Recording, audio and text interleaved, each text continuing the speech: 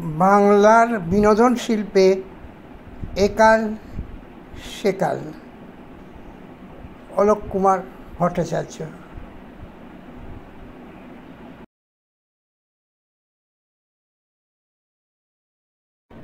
বিংশ শতাব্দীর 50 দশকের একজন শিশু ও কিশোর শিল্পী হিসেবে সেই সময়কার প্রচলিত অপ্রতুল প্রযুক্তির আঙ্গিকে যাত্রা, থিয়েটার বা নাটক এবং সিনেমায় অভিনয় করাটা কতটা দুরূহ ছিল সেটাই আজকে এই 80 বছর বয়সে পদার্পণ করে আমি বলতে চলেছি। আমার আগের ইউটিউবের প্রতিবেদনে গদ্য, পদ্য এবং কিছু স্মৃতি চ্যানেলে আমি একথা বলেছি যে একজন শিশু শিল্পী হিসেবে সিনেমায় প্রথম অভিনয় করার সুযোগ পেয়েছিলাম আমি মাত্র 7 বছর বয়সে 1951 সালে। ছবিটার নাম ছিল বাঁশের কেল্লা। ছবিটার প্রিন্ট এখন নষ্ট হয়ে গেছে। ছবিটার নায়ক ছিলেন শ্রী অনুপ কুমার এবং নায়িকা ছিলেন শ্রীমতী নবাগতা অনিতা গুহ। ছবিটা পরিচালনা করেছিলেন দাদা ঠাকুর খ্যাত শ্রী সুধীর মুখার্জি। ছবিটা রিলিজ করেছিল আমাদেরই পাড়ায় পূর্ণ সিনেমায়, অতীতে যার নাম ছিল পূর্ণ থিয়েটার। ছবিটার চিত্রগ্রহণ করা হয়েছিল অনেকটাই ইন্দ্রপুরী স্টুডিওতে এবং একটা এর বড় অংশ চিত্রগ্রহণ করা হয়েছিল আউটডোরে উত্তর 24 পরগনার বনগাঁ অঞ্চলে, ইছামতির নদীর তীরবর্তী অঞ্চলে। একই সময়ে শ্রী সত্যজিৎ রায়ের পথের পাঁচালীরও চিত্রগ্রহণ করা হচ্ছিল সেই সময়েই, যদিও পথের পাঁচালী মুক্তি পায় 1955 সালে। কথা ঠিক যে শ্রী সুধীর মুখার্জি এবং শ্রী সত্যজিৎ রায় একই মাপের পরিচালক ছিলেন না, কিন্তু তা সত্ত্বেও শ্রী মুখার্জি একটা ভিন্ন ধারার ছবি করতে চেয়েছিলেন সেই সময়, আর সেটা ছিল বাঁশের কেল্লা। পাশের বাড়িও নয় এবং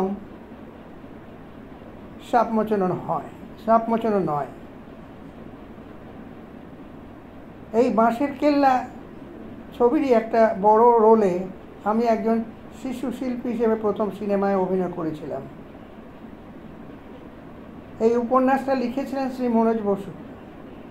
ইংরেজদের বিরুদ্ধে তিতুমিরের বিদ্রোহকে পটভূমিকায় রেখে শ্রী বসু উপন্যাসটার নাম দিয়েছিলেন বাঁশের কেল্লা। কারণ ইতিহাস বলছে ইংরেজদের বিরুদ্ধে তিতুমির লড়েছিলেন বাঁশের কেল্লা তৈরি করে। এখানে বাঁশের কেল্লা নামটা প্রতীকী। বাঁশের কেল্লা উপন্যাসটা মনোজ বসু লিখেছিলেন নীল চাষের বিরুদ্ধে একদল গ্রামবাসী বিদ্রোহকে কেন্দ্র করে। যে বিদ্রোহের কেন্দ্রবিন্দুতে ছিল ব্রিটিশ সাহেবের গুলিতে নিহত একজন শিশু, যার নাম ছিল বাসু। তরুণ মজুমদারের পরিচালনায় অনুপ কুমারকে মুখ্য ভূমিকায় রেখে পলাতক চলচ্চিত্রটি তৈরি হওয়ার অনেক আগেই এই বাঁশের কেল্লা ছবিটা তৈরি হয়েছিল, যতদূর মনে পড়ছে 51-52 সালে। কিন্তু প্রযোজক এবং পরিচালক একই হওয়াতে অনুপ কুমারকে নায়ক হিসেবে রাখাতে সেই সময় সুধীর মুখার্জির পরিবেশক পেতে কোনো অন্তরায় হয়নি, কিন্তু শ্রী তরুণ মজুমদারের সমস্যা হয়েছিল। ধরতে হয়েছিল ভি শান্তারামকে, সেই সময়কার বম্বের এবং দক্ষিণের সিনেমা জগতের এক প্রবাদপতি পার্সোনালিটিকে। এই কথা শ্রী তরুণ মজুমদার তার সিনেমা পাড়া দিয়ে বইটাতে লিখে গেছেন।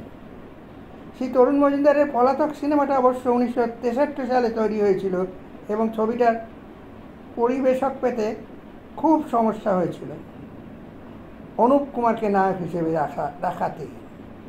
ফলে তাকে সাহায্য নিতে হয়েছিল ভি শান্তারামের।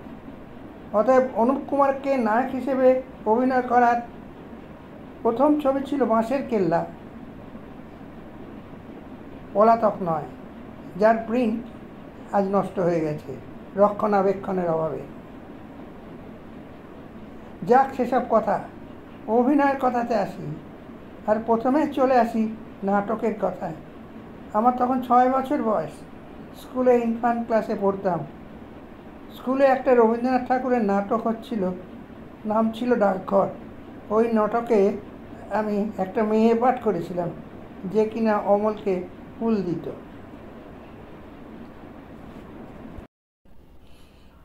গত শতাব্দীর 50 দশকে যাত্রায় বা নাটকে ছেলেরা মেয়ে সেজে অভিনয় করাটা বিশেষভাবে প্রচলিত ছিল। যদিও যাত্রা বা নাটকের ইতিহাস বলছে অষ্টাদশ শতাব্দীর শেষের দিকেও বাংলা নাটকে ফিমেল রোল ফিমেলরাই করতে অভ্যস্ত ছিলেন। এর কৃতিত্ব সম্পূর্ণরূপে যে মানুষটার উপর বর্তায় তিনি হলেন হেরেসিম লেবেটক, এক রুশ ব্যক্তিত্ব, যিনি এই বঙ্গে প্রতিষ্ঠা করেছেন বেঙ্গলি থিয়েটার, যেখানে বিদেশি নাটক অনুবাদ করে মঞ্চস্থ করা হতো। আর এইসব নাটকের অনুবাদ রচনা করতেন স্বয়ং লেবেটক সাহেব। আমি যখন ছোট ছিলাম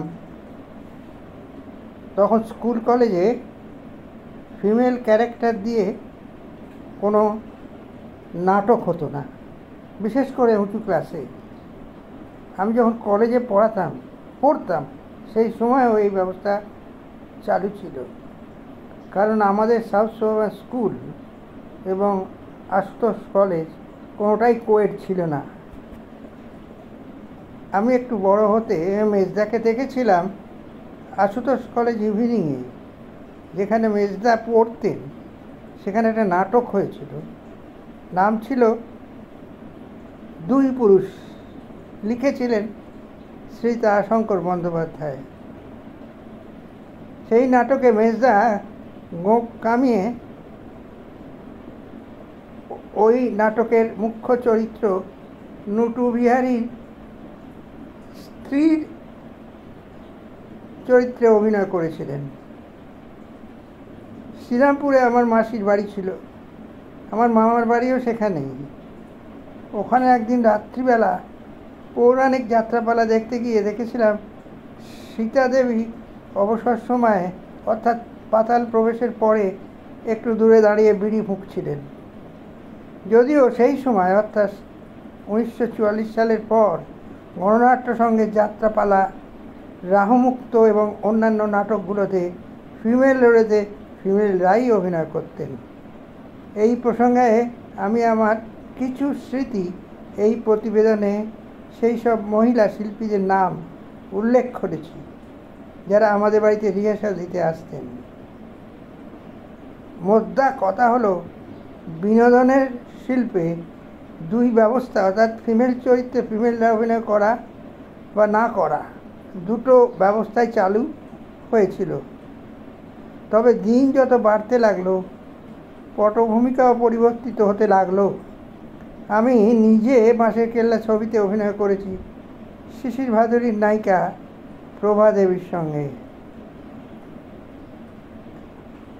আর আমি আমার কিছু স্মৃতি এই প্রতিবেদনে প্রভা দেবীর সঙ্গে অভিনয় করার ঘটনাটা উল্লেখ করেছি, করে নিজেকে বিশেষভাবে গর্বিত বোধ করেছি বলে মনে করি। তাপস সেনের হাত ধরে যাত্রা এবং নাটকে মঞ্চে আলোর ব্যবহার বাংলা নাটক ও যাত্রাপালার খোল নলচে বদলে দিয়েছিল। এর মধ্যে দিয়েই বাংলার বিনোদন শিল্প, বিশেষ করে যাত্রা এবং নাটক উপস্থাপনা কয়েক কদম এগিয়ে গিয়েছিল। আমি যখন নাটক করেছি তখন এই ব্যবস্থা অনেকটাই অগ্রগতি পেয়েছিল। যদিও আমি বাংলা বিনোদন শিল্পে যাত্রা, নাটক এবং সিনেমার কথা বলেছি, কিন্তু আমি আমার এই প্রতিবেদনে নিজেকে সংক্ষিপ্ত রাখব বা নিজের প্রতিবেদন সংক্ষিপ্ত রাখব শুধুমাত্র নাটক এবং সিনেমার কথায়। কারণ আমার সময় আবির্ভাব হয়েছিল শম্ভু মিত্রের মতো ব্যক্তিত্বের, বিজন ভট্টাচার্যের মতো নাট্যকারের।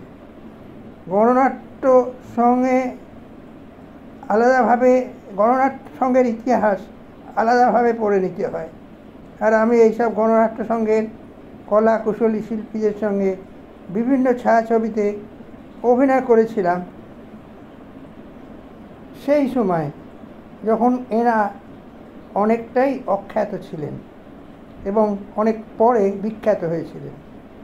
একথা এখানে বলে রাখা ভালো যে গণনাট্য সংঘকে কেন্দ্র করে যেসব শিল্পী, সাহিত্যিক, কাব্য জগতের লোকজন কিংবা সঙ্গীতজ্ঞ বা এরকম ধরনের যে কোনো সৃষ্টিশীল মানুষই হোক না কেন, তারা প্রায় সকলেই প্রথম দিকে অবিভক্ত কমিউনিস্ট পার্টির সদস্য ছিলেন।